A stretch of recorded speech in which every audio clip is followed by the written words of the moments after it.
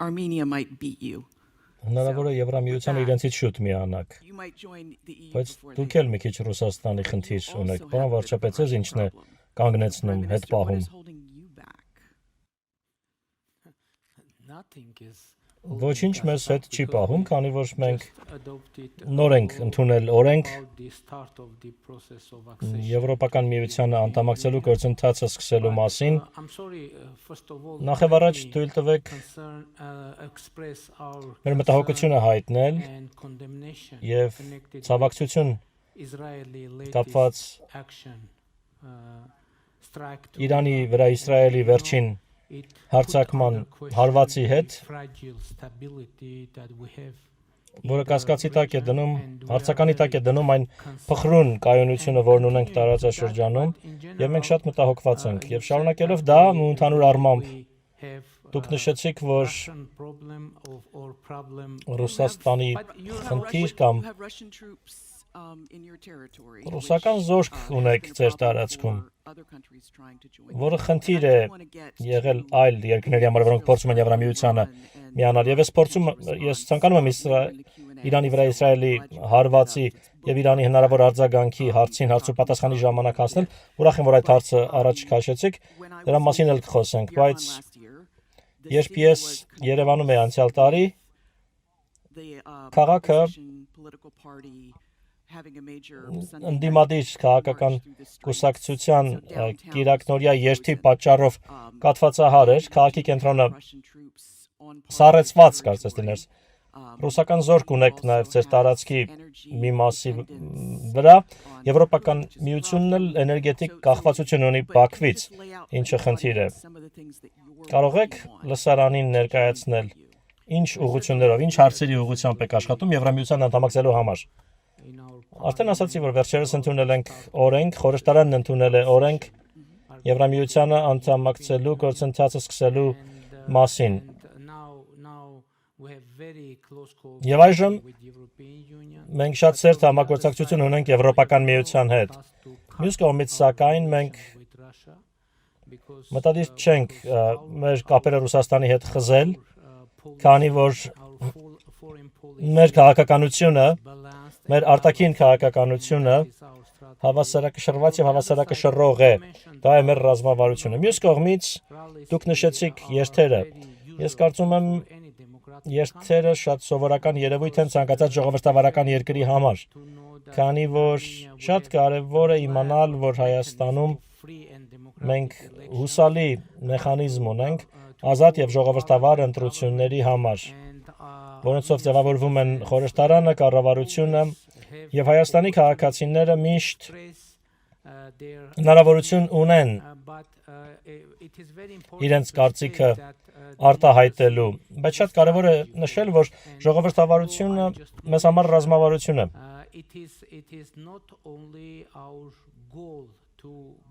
Օրենքը, որը ես հենց նոր նշեցի, ոչ միայն մեր նպատակն է գնալ եւ դառնալ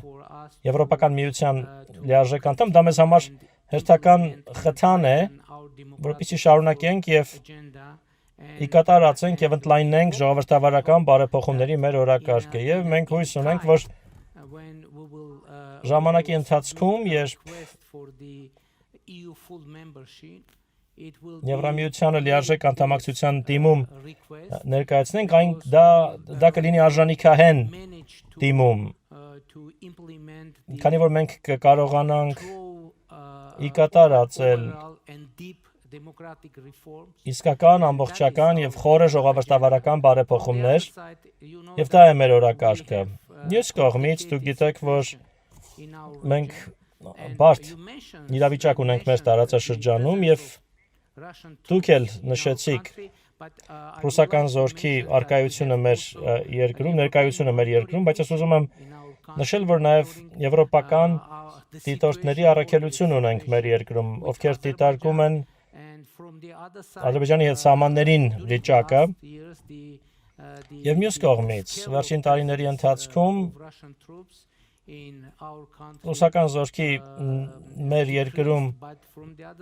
ներկայության մասշտաբը նվազել է, բայց մյուս կողմից մենք հիմա խնդիր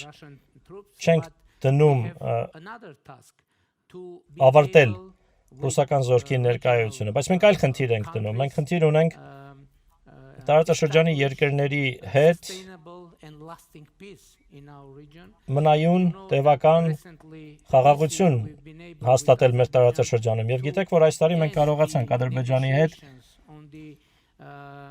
ավարտին հասցնել խաղաղության պայմանագրի շուրջ բանակցությունն դրական արդյունքով։ Ի նկատի ունեմ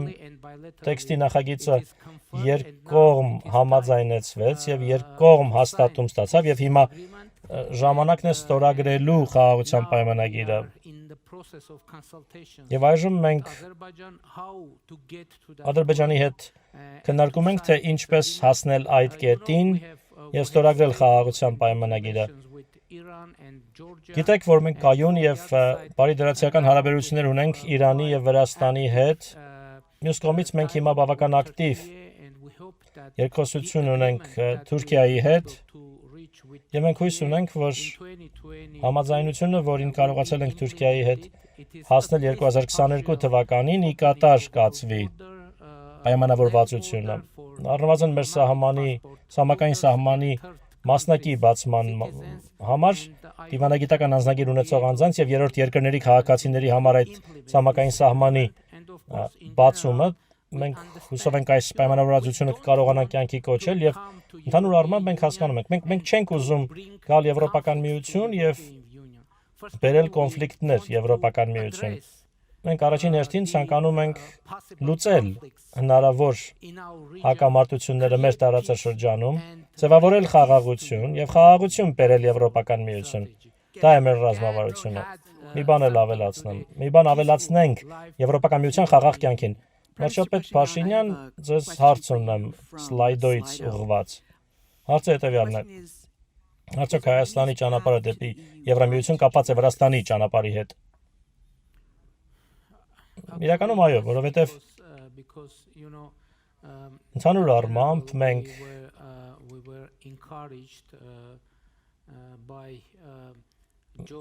ոգևորված էինք տեսնելով, որ Վրաստանը Եվրամիության տեխնացուի կարգավիճակ է ստացել։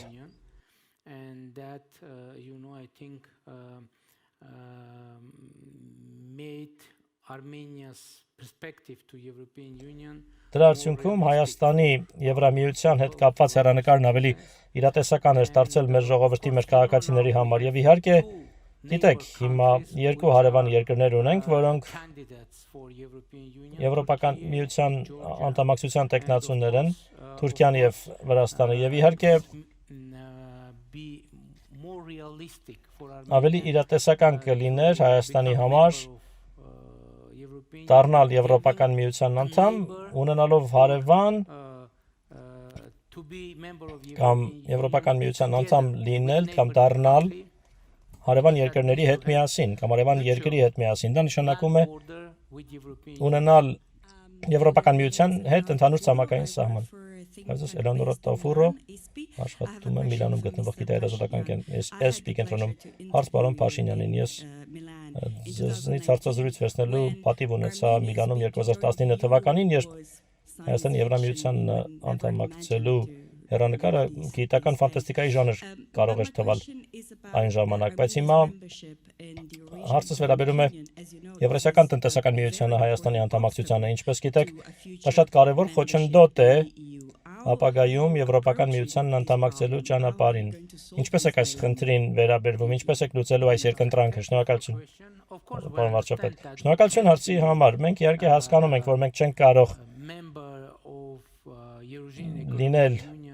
Եվրասիական տնտեսական միության եւ Եվրոպական միության անդամ միևնույն ժամանակ եւ բնականաբար ապագայում ինչ որ պահի մենք պիտի որոշում կայացնենք։ Մեզ անհրաժեշտ կլինի որոշում կայացնել, բայց շատ կարևոր է, որ որոշումը կայացվի Հայաստանի քաղաքացիների կողմից։ Իհարկե կառավարության առաջնորդմամբ եւ Հայաստանի խորհրդարանի առաջնորդմամբ ինչպես արդեն ասացի, քանիցս ասացի, there is no strict need to make Առնվազն that decision, այն պահին, երբ նման որոշում կայացնելու խիստ անհրաժեշտություն չկա, մենք կշարունակենք մեր ժողովրդավարական բարեփոխումները, որպեսզի հնարավորինս համապատասխանենք Եվրոպական միության չափանիշներին, հնարավորինս համապատասխանել այդ չափանիշներին եւ երբ այդ պահը գա, մենք այդ հարցը կդնենք սեղանին, ի նկատի ունեմ կդնենք քաղաքական օրակարգի մեջ Հայաստանի եւ մեր քաղաքացիների հետ միասին մենք որոշում կկայացնենք։